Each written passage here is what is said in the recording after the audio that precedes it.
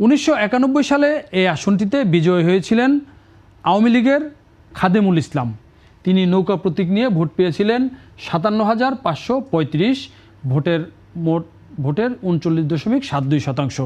সেই নির্বাচনেও মির্জা ফখরুল ইসলাম আলমগীর, তখন বিএনপির তরুণ নেতা, তিনি সেই নির্বাচনে প্রতিদ্বন্দ্বিতা করে পরাজিত হয়েছিলেন। ধানের শীষ প্রতীক নিয়ে তিনি ভোট পেয়েছিলেন 36,406 ভোট এবং মোট ভোটের 25.13%। বাংলাদেশের নাম্বার ওয়ান স্টিল বিএসআরএম। এরপর 1996 সালের 12 জুনের যে নির্বাচন, অর্থাৎ সপ্তম জাতীয় সংসদ নির্বাচন, সেই নির্বাচনে আওয়ামী লীগের খাদেমুল ইসলাম তিনি প্রতিদ্বন্দ্বিতা করেন, আগেরবার যিনি এমপি নির্বাচিত হয়েছিলেন। তবে বিএনপি মির্জা ফখরুল ইসলাম আলমগীরের পরিবর্তে সেখানে প্রার্থী পরিবর্তন করেছিল। সেখানে নুরুল হক আসাদুজ্জামান বিএনপির হয়ে ধানের শীষ প্রতীকে নির্বাচন করেন। 96 সালের সেই নির্বাচনে খাদেমুল ইসলাম আওয়ামী লীগের তিনি 62,921 ভোট পেয়ে নির্বাচিত হন। আর বিএনপির নুরুল হক আসাদুজ্জামান তিনি ধানের শীষ প্রতীক নিয়ে নির্বাচন করে 42,541 ভোট পেয়েছিলেন। 2001 সালের নির্বাচনে এখানে মির্জা ফখরুল ইসলাম আলমগীর আবারও বিএনপির প্রার্থী হিসেবে নির্বাচন করেন এবং প্রথমবারের মতো তিনি 2001 সালের নির্বাচনে বিজয়ী হয়েছিলেন। সেই নির্বাচনে তার প্রতিদ্বন্দ্বী ছিল আওয়ামী লীগের রমেশ চন্দ্র সেন।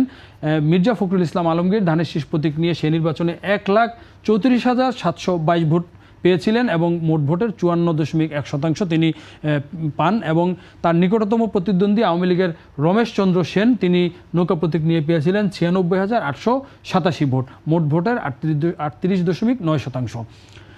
মির্জা ফখরুল ইসলাম আলমগীর এই 2001 সালের নির্বাচনে প্রথমবারের মতো তিনি এমপি নির্বাচিত হন এবং সেবার খালেদা জিয়া যে মন্ত্রিসভা গঠন করেছিলেন সেই মন্ত্রিসভার তিনি কিন্তু কৃষি মন্ত্রণালয়ের প্রতিমন্ত্রী হিসেবে দায়িত্ব পেয়েছিলেন। এরপর 2008 সালের যে নির্বাচনটি হয়েছিল সেই নির্বাচনে মির্জা ফখরুল ইসলাম আলমগীর এই আসন থেকে আবারও প্রতিদ্বন্দ্বিতা করেন এবং সেবার কিন্তু তিনি এই রমেশ চন্দ্র সেনের কাছে, আওয়ামী লীগের, তার কাছে তিনি পরাজিত হন। সেই নির্বাচনে রমেশ চন্দ্র সেন পেয়েছিলেন 1,77,101 ভোট, মোট ভোটের 59% এবং মির্জা ফখরুল পেয়েছিলেন সেবার ধানের শীষ প্রতীক নিয়ে 1,20,411 ভোট। সেবার কিন্তু উভয় দলেরই কিন্তু ভোট অনেকটা বেড়েছিল, তবে মির্জা ফখরুল, অর্থাৎ আমরা দেখতে পাচ্ছি যে এই আসনে মির্জা ফখরুল ইসলাম আলমগীর এর আগে মোট 3 বার নির্বাচন করেন।